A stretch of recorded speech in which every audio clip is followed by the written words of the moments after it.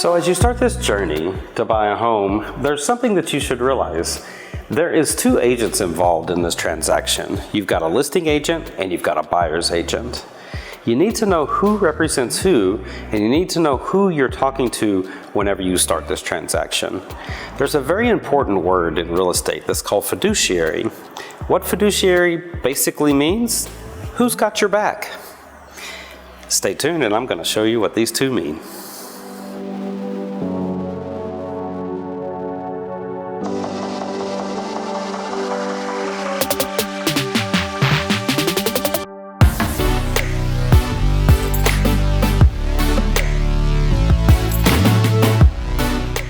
So the first side that we're going to talk about is the listing agent. So what the listing agent does, they have a signed agreement between the person selling the house and that particular agent. Their fiduciary duties are going to lie with the seller, meaning that that agent is going to have the seller's back. So what does that mean to you if you're a buyer and you go into an open house? The very first question that you should be asking the agent that is at that open house is if they are representing the seller or are they there as a buyer's agent. Sometimes in a team situation or in a brokerage like what I'm in, when someone in my office takes a listing, they'll open it up to people like me in the office to actually come in and represent that on the buyer's side. So after you figure out who's representing who when you walk into an open house, the next step is very important. If it is somebody that's going to be working with the buyer side, then you can say stuff, but you still kind of want to be careful. But if that agent that is there at the open house is actually working for the seller, that's where you don't want to say anything. You need to be careful what you talk about inside the house. Like amongst your friends, if you're there with somebody, you need to be careful with the questions that you ask.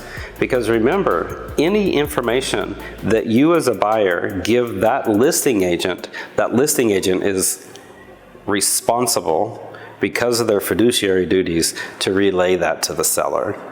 So be careful who you talk to, know who you talk to when you go into an open house, and or any time that you are talking to an agent, figure out which side they are representing.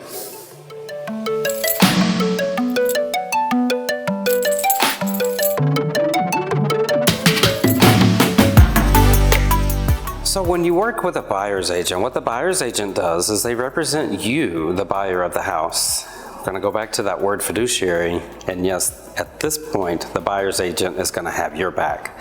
So if you were to say something to a buyer's agent like, hey, I'd pay $2 million for this $1.5 million home. Well, guess what? That information is going to stay between the two of y'all. So let's go back to the open house scenario. If you do walk into an open house and the first question that you ask is, who do you represent? Are you here for the seller side or are you here for the buyer side? And that agent says, oh, I'm here representing buyers today.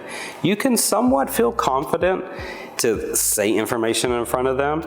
You probably want to keep like your best cards still in your hand, because until you actually have a signed agreement with that buyer, they still kind of work on the seller side, but not really. It's kind of a gray area. So it's best just to ask general questions. You don't want to get into any type of how much you would pay for the house or how much you love the house, etc., until you actually have a signed buyer's rep in place with an agent that you like.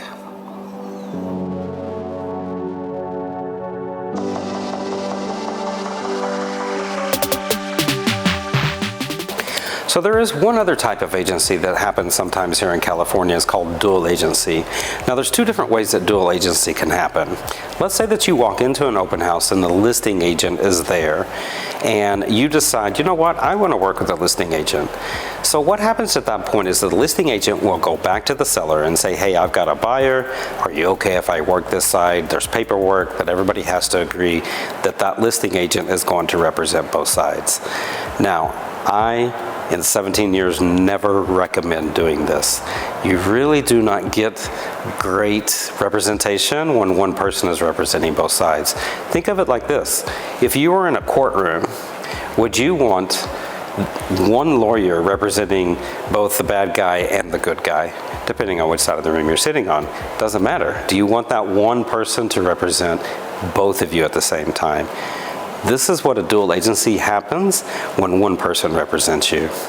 Now there is a second type of dual agency that will happen. Let's say that you walk into an open house and I'm there. I normally am going to be working on the buyer side for a lot of open houses because our broker has listed the house. So the broker is going to be representing the seller. I'm there representing buyers. Whenever you sign a buyer's agreement with me, what happens at that point is because we're both under the same brokerage, that is also considered dual agency. But the good thing about this is that the listing agent still represents the listing side. Me, as your buyer's agent, I still represent you on the buyer side. So everybody has fair representation. You get all of my thoughts, my opinions, along with facts of the house. That's one thing I forgot to mention. Whenever you work with what's just one agent that's representing both sides, all they can give you is facts.